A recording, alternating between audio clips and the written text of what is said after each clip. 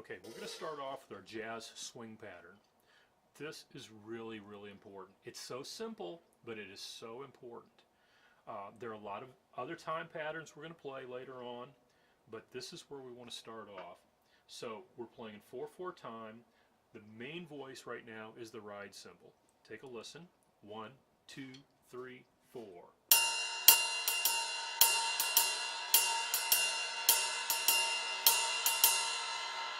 If you will think of saying lang, spang, a lang, spang, a lang, spang, a lang, there's a very light, subtle accent on beat 2 and 4 that helps drive it along. Now sometimes you'll play without the accent, sometimes you'll hit that accent heavily, but if you just think lang, spang, a lang, spang, a lang, the ride cymbal is the main voice for holding our time together. Then we're going to add the hi-hat to that on beats 2 and 4. So it's 1, 2, 3, 4, 1, 2, 3, 4, 1, 2, 3, 4.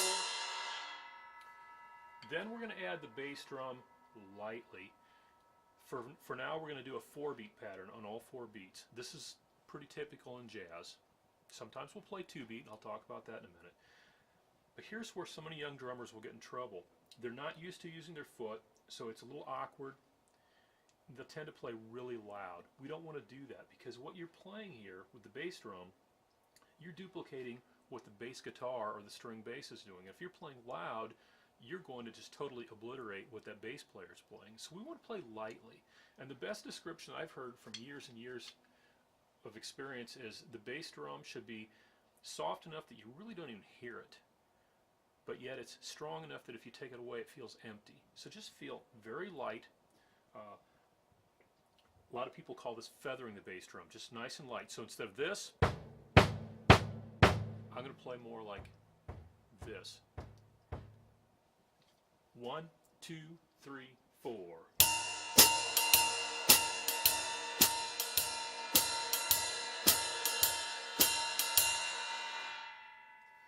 Okay, so main timekeeper, ride cymbal, hi-hat in the jazz style. Bass drum goes right along with the bass guitar or string bass, but plays very softly. Now, you need to really think of locking together with the bass player. It's not like you're just following the bass player or the bass player's following you. You need to lock together. And my advice is, if you will think of when you're playing the ride cymbal, that you're making the strings on the bass guitar or the string bass move. And if the bass player will think as he or she is pulling on the strings that they're making your ride cymbal move. Now some people say, well, that's silly, or that doesn't make sense. All that does, it makes you very aware of what the bass player is doing, and the bass player is aware of what you're doing. You need to work together as a team. In the jazz style, typically the bass is the main timekeeper, and we're locking together with the bass, and we're setting the style by what we're playing on the ride cymbal. That's extremely important. Now, the snare drum. A lot of beginning books will mark the snare drum playing on 2 and 4, and you need to be able to do that. That's important. But most young drummers play too much of that. So if I'm going to play on 2 and 4, I want to play it lightly. 1, 2, 3, 4.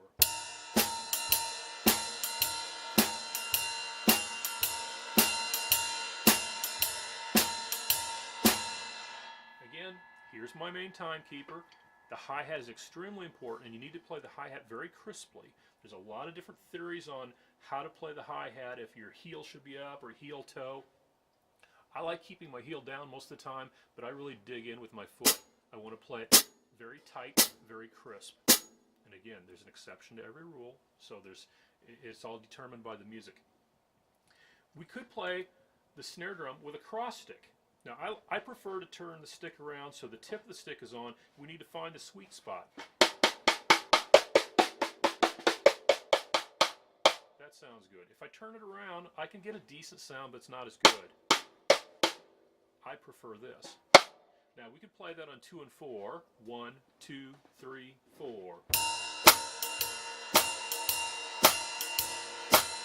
A lot of times, to make it sound cool for this effect, we'll just play it on beat 4, or maybe just on beat 2. I'll put it on 4 now. 1, 2, 3, 4.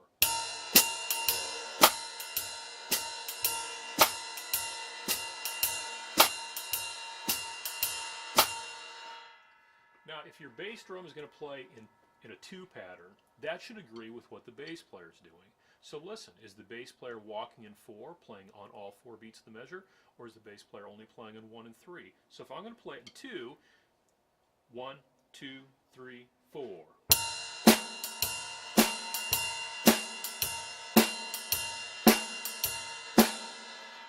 So you need to do a 2-beat or a 4-beat pattern based on what the music dictates, what the bass player is doing, and the type of feel you want.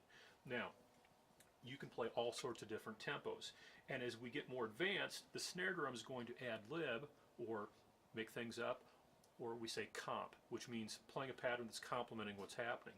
So, if I'm going to play a little faster and I'm going to be a little more free with my snare drum, this is going to take some time. I'll show you some other exercises that will help you get here. 1, 3, a 1, 2, 3, 4.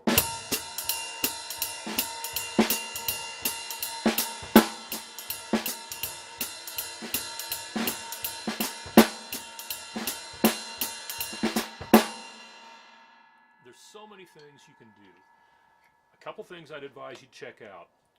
One very good series, it's available on DVD, is Steve Smith's Drum Set Technique and History of the US Beat. He goes through and gives you a total history of how the drum set was developed, how it evolved, and how musical styles evolved over the years. There's also a great series on Vic Firth, educational resources on development of the drum set. Very similar. It's very, very good. I really like Tommy Igoe's Groove Essentials. I look at that, it's like a encyclopedia of beats. They go through rock beats, funk beats, Latin beats, all sorts of different world beats. The jazz section, I don't like to think of it so much as jazz grooves, but he gives you some very good patterns for developing some independence. It's a great series. I'd advise getting the book, DVD, MP3 package all together, and it's awesome. I think you'd learn a lot from it. And the nice thing is, on the DVD, it's very professionally done. Tommy goes through and he demonstrates how to play the beats. He plays them with recorded tracks. It's very good. So I hope this helps you out. Get into that lang spang, a lang spang, a lang. It is so cool. Have fun with it.